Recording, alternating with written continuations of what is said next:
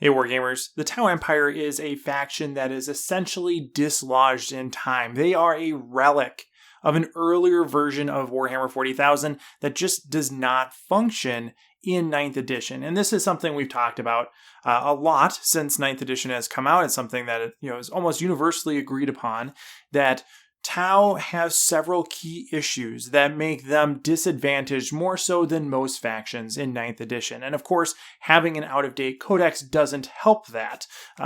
There are key elements of the T'au playstyle, namely their aversion to close combat, their overdependence on a few key units, and notably a few key mechanics that leave them vulnerable and unable to do the central thing that defines 9th edition, and that is sitting on objectives for multiple turns, or just being in the place to do the thing that you need to do.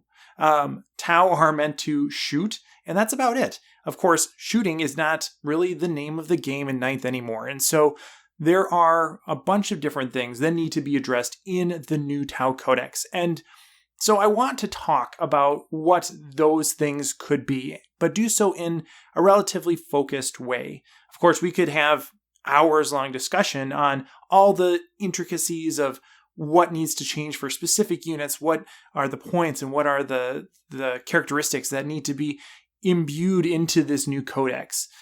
I don't want to make that video. I want to make something that's a little bit more digestible. And so I set forth today with a few key rules for how to discuss this. Primarily looking at broad concepts, not getting too far into the weeds with specifics, and looking at ways that GW could potentially address them more so than anything that's fully prescriptive. So that's what we're going to do today. We're going to look at 3 areas that Games Workshop must address in the new T'au Codex in order to make T'au function, in a relatively comparable way to other factions that have codices.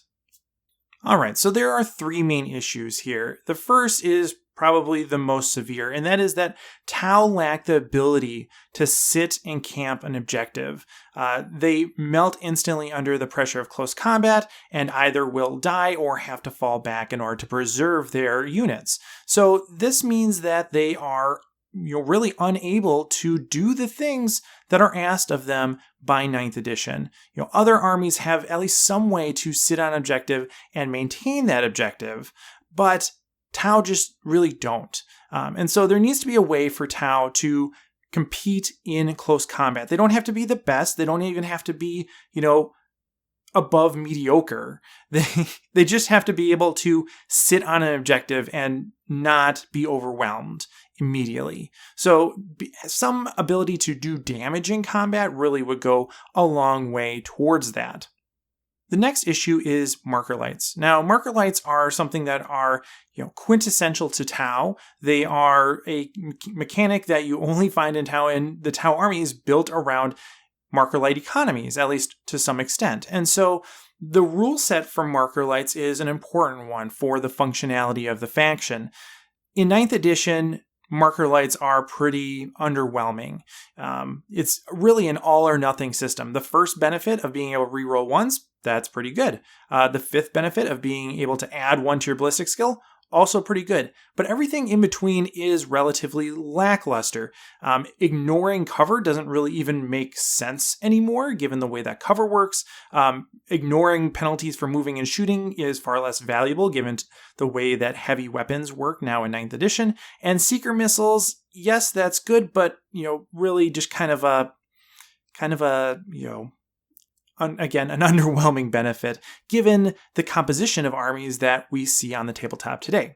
So in order to make marker lights actually useful for an army in 9th edition right now, you either need to pretty much ignore them, maybe throw 1 out or none, or go all in and try to get 5. And there's lots of ways to do that. Certainly all the stratagems available to you, the benefits of Farsight Enclaves make that much more accessible, but it's still not a mechanic that really supports the army in a way that makes playing it enjoyable or really that fruitful most of the time. So there needs to be a way to make marker lights work more consistently and still maintain that element of fluff in the army.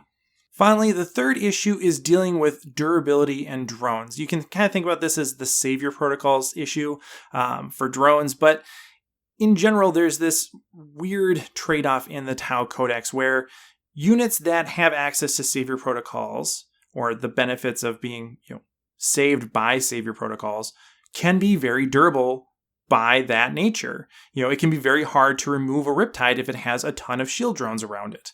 But at the same time, many units themselves are inherently thin, not very durable. And so, having this balancing act of making savior protocols good, but not too good, while still balancing the durability of the units that they could potentially protect is challenging. And so there needs to be a fundamental re-envisioning of not only how savior protocols work, but also the durability of units. If you make units more durable, then savior protocols become less of an issue. It's easier to balance. And so perhaps there's a way that we can address this so that units become more durable, which is something that we need based on, the first point here in order to stay on objectives, but also alleviate some of the overemphasis on savior protocols that has been rampant in T'au armies over the past several years. So if we can make units more durable without having to rely on savior protocols to the same degree, I think the army will function better overall. So the goal here is not to make T'au the best faction in the world. These are just things that Games Workshop has to deal with in some way in order for the Codex to be some semblance of a success. At least in my eyes. There are things that Games Workshop has to do, has to fix, has to address in some way, and these are them. So hopefully we do see something about these in the new Codex. If not, that's going to be pretty disappointing. But yeah, let's jump into it and see what are some options going forward. So point number 1 here, damage in melee, damage in close combat. Now, this is something that does not necessarily mean a melee unit or even a new unit or anything like that. One of the number one things people request is a melee battlesuit. I don't think that is very likely given the design choices that Games Workshop has made about the faction in the past. And it also just seems like a more elegant solution to lean into some of the existing strengths of the army and really just tweak the things that are already there to make them functional in melee to some extent. Again, this doesn't have to make them the end-all be-all close combat army, but making it an option at least. So given that T'au are good at shooting, they have good weapons, they have good units that have good weapons, it seems sensical to me to kind of lean into that and just allow some of those units to shoot in melee. There's already a basis for this in the point-blank volley stratagem, which basically turns pulse rifles, pulse blasters, carbines into pistol weapons, allowing them to be shot in close combat. That type of stratagem could be expanded and tweaked to different keywords. So for example, instead of turning pulse blasters into pistols 2, what if we turned weapons on a battlesuit into Assault 1? This would not only tune down some of the output of those higher output weapons, like if we're talking about missile pods or cyclic ion blasters, we're dialing that down so it's not quite as good, right? But it also gives us more options. And of course, as a stratagem, you can only use it in a select few instances, generally, once. So if we have point-blank volley, we have an option to make battlesuits shoot in close combat, maybe, with a lower output. This type of, stratagem could go a long way towards making our units functional in close combat without really having to change anything significantly. We could also look at potential battlesuit support systems. I think this is a bit more of a pipe dream. It'd be really cool if you could give battlesuits a support system, maybe target lock, maybe something else gets changed, to allow them to shoot in close combat. That solves several issues, I think, where you have to give up a hard point, you have to give up a weapon to have that ability. So it makes them less good in the shooting phase, but better in close combat. And it still maintains some of the theme of the unit, right? It's thematic that they would have this support system that gives them this special ability, and you could, replicate that across multiple units in your army, giving you the option to lean into a little bit more of a Monka style approach as opposed to a Cao Yan approach. So I think that's cool. I would like to see that. Probably is unlikely. Or like a warlord trait or some sort of character ability. What if there was a warlord trait that allowed you to select 1 or 2 units that allowed them to shoot in melee if they were within 12 inches of the warlord? Something like that has limited application. You're giving something up in order to get it, and still goes a long way towards addressing this critical flaw in the design of the codex as it stands. Additionally, we could tweak existing units as well, namely our auxiliary units, so Kroot and Vespid. Giving Kroot carnivores, a little bit more of a melee role, I think would be an obvious choice. It's something that they've done in the past. Let's go back to that. Let's go back to the time where Kroot had more attacks at a higher strength when they had their Kroot rifles. So give them higher strength, give them an additional attack, expand the benefits they get from Shapers. This is something I've talked about in earlier videos where I think Shapers should shape the Kroot in your army. I think Shapers should be able to select some sort of trait at the beginning of the battle that improves Kroot's ability in some way. And that reflects the fluff of Shapers. They are selecting the diet and therefore the genetic composition of their kindred. So having Shapers give some additional benefits to their brethren, I think makes a lot of sense and would be an easy way for Games Workshop to make all of those units, all the Kroot units, more relevant, which is wonderful.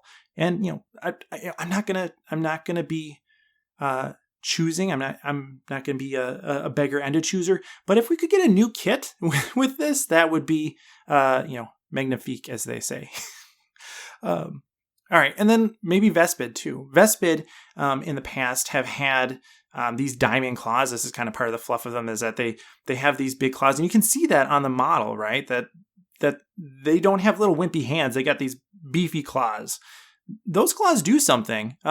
So why don't we give them maybe a couple attacks, give them strength 4, make those diamond hard claws have some reasonable AP to them.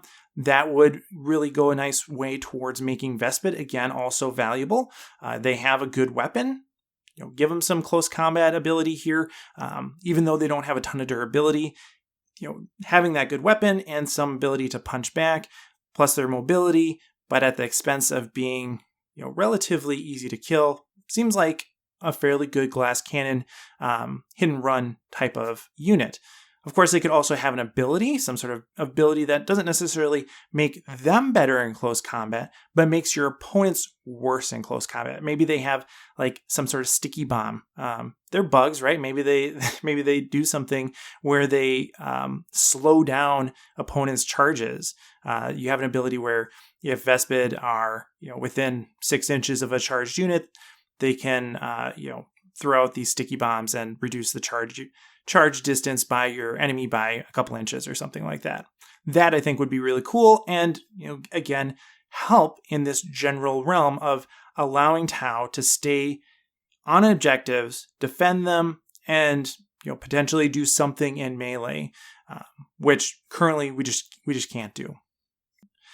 And then MARKERLIGHTs need rework as well. Being a ballistic skill 4 army means that there needs to be a way to improve the quality of your shots, and MARKERLIGHTs have historically been that way. The problem is that it's kind of an all or nothing scheme right now, where there's lots of those intermediate benefits that are bloated and not really that useful. And so even though many units would benefit from MARKERLIGHTs, there's just not a great way to provide those benefits in a way that is efficient for army composition. And so we need to figure out a way to make MARKERLIGHTs useful and consistently available in a way that, essentially provides a, improved statistical ability for any given unit, but in a way that is transient and dependent on your choices. So one option here is to condense the MARKERLIGHT hit table. And this is an idea that I've seen put around in a couple different ways. If you go from 5 different options down to 3 and still maintain the same type of accumulating benefit, that makes it much more likely that you're going to get the maximum benefit and makes, in essence, any given benefit cheaper to you as an army, right? If it only takes 3 MARKERLIGHT hits to get an additional ballistic skill point versus 5, that means you are essentially discounting that benefit by the cost of 2 MARKERLIGHTs, or 2 units that have MARKERLIGHTs, so 2 Pathfinders, for example, which is good, right? That's good. If you can make that benefit cheaper, it is therefore more accessible and more likely to work for you. And so I think if we were to condense the MARKERLIGHT table, we don't necessarily have to get rid of some of these benefits. I think, the first tier could be reroll 1s to hit, and then also make Seeker Missiles use the ballistic skill of the firer.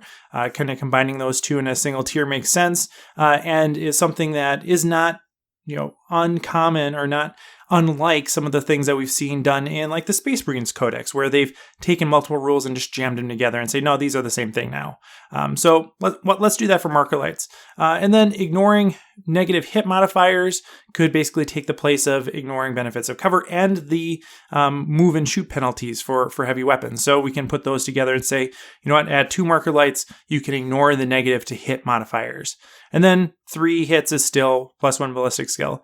Now, we could also rearrange these in different ways, maybe switch that second and third one, but nonetheless, it basically makes all these benefits more accessible and, in the case of ignoring negative to hit modifiers, actually work in 9th edition. So I think this type of condensed MARKERLIGHT table is probably the more likely outcome for MARKERLIGHTs. But we could also think that maybe instead of taking the progressive approach where you get the first benefit and then the second benefit and then the third benefit, what if you could just pick the benefit?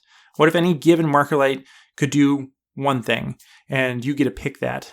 It adds some bookkeeping, but with only 3 options, it's a lot more manageable. If you have 5 options, that gets more unruly. So maybe you can just pick the benefit, and that would be even better probably, right? Because you're not always going to need that to hit modifier reduction. You're not always going to need to reroll 1s or to fire seeker missiles at full ballistic skill. But having that one extra BS, having that additional ballistic skill could be useful more often. So being able to pick your benefit gives you a shortcut and can make MARKERLIGHTs tables, even if it's just a slight tweak on the existing format, much more playability. And while I was thinking about MARKERLIGHTs, it occurred to me that MARKERLIGHTs for an infantry, like a fire warrior, probably mean something different than they do for a tank or for a battle suit, right? I mean, all those different types of units probably would use that MARKERLIGHT information differently based on the systems and technology available to them. And so I think it'd be kind of an interesting thing where if instead of having the benefit of MARKERLIGHTs be army-wide, have there be just a benefit for having a MARKERLIGHT on a unit that depends on the type of unit shooting at that target. Again, this is getting a little bit into the weeds here, but just some ideas. What if for core units, whatever those end up being, what if they get the +1 ballistic skill? If you're a core unit and you're firing at something with a MARKERLIGHT on it, you get +1 ballistic skill. And what about for battle suits? If you get to reroll, 1s to wound or reroll all your wounds if you're a battle suit, because your battle suit, you have lots of different sensors and stuff. You don't necessarily need the increased accuracy for hitting the target. You want to hit the most important part of the target. So maybe you get a benefit to wound there. And then if you're infantry, maybe you just get an extra shot, right? So kind of taking some of the volley fire types of benefits away from the fire blade. But what if with infantry, they get to, shoot an additional shot or shoot twice or something like that. Or maybe, they get, some other benefit, I guess.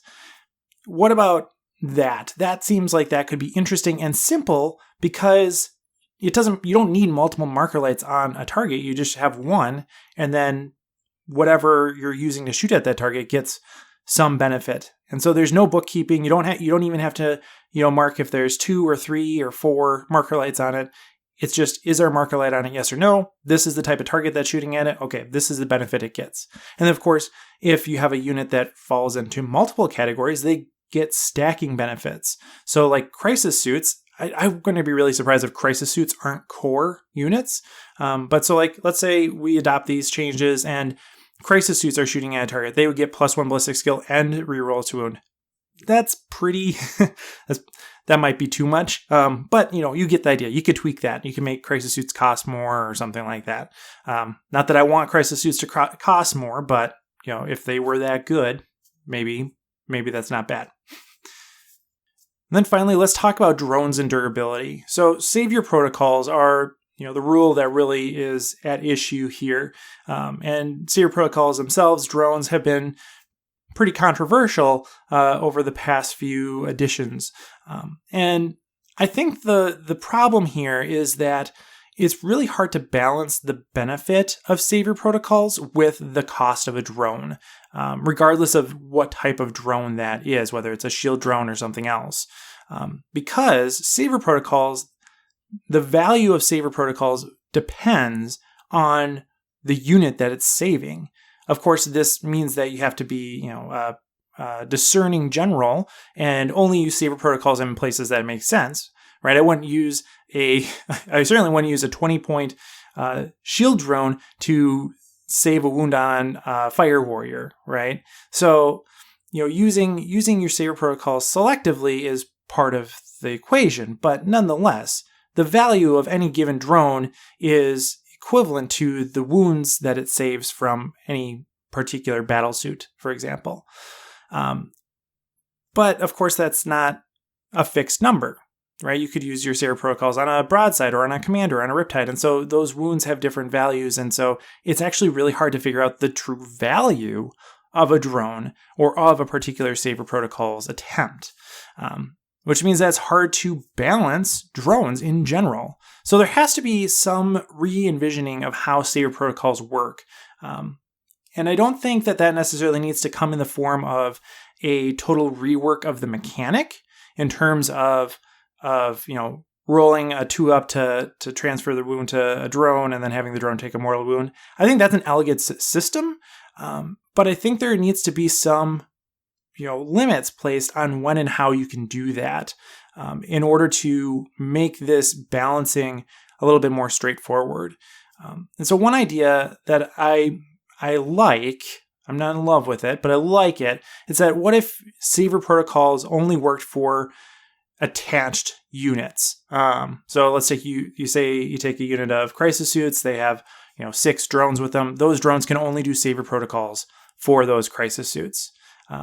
And then, if you did that, there's kind of an issue with then you only have those 6 drones, and how do you actually make that unit stick around, and how do you clarify that unit belongs to those crisis suits?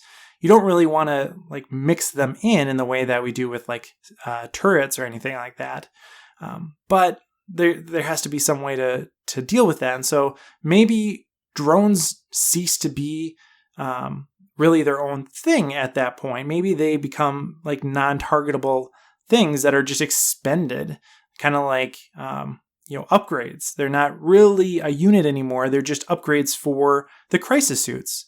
And they're non-targetable, and they're just there to take hits. That's probably not a great way to do it, but it's an option, right? Or what if we say that, savior protocols for attached units only, so the drones actually just become part of the crisis suit unit, and then we have tactical drone units that could do it for anyone, perhaps. Or maybe we say shield drones, because shield drones are special. What if we say shield drones are able to do savior protocols for anyone, but marker drones or gun drones either aren't able to do savior protocols or can only do it for attached units. I think if we did this, we would have to take away the feel no pain element for shield drones. Allow shield drones to be awesome at savior protocols, but but not as awesome as they are right now. And that would kind of even things out and allow for this critical component of this where we actually have drones that cost, 10 points again, instead of 20 points or, even more. I think having drones, like having a gun drone, having a shield drone at 20 points is just way too much. And so we kind of need to limit their abilities to do saber protocols in order to justify that lower cost, at least in the eyes of Games Workshop. So how can we do that? These are some ideas. Having drones only be able to do saber protocols if they're attached to a unit, or they could do it more generally if they're a tactical drone unit, or give shield drones special privileges in this regard. However we do it, however we address saber protocols, I think that needs to be paired with a reduced reliance on drones and saber protocols. So if we make drones less good at saber protocols, we need to compensate for that by making our other units more durable. So particularly enhancing the toughness or wounds characteristic of battle suits is an important part of this. Make crisis suits have 5 wounds, for example. I think that type of buff goes a long way and makes drones less valuable. Again, because the value of any given savior protocol or any given drone is proportional to the cost saved by not having a unit die.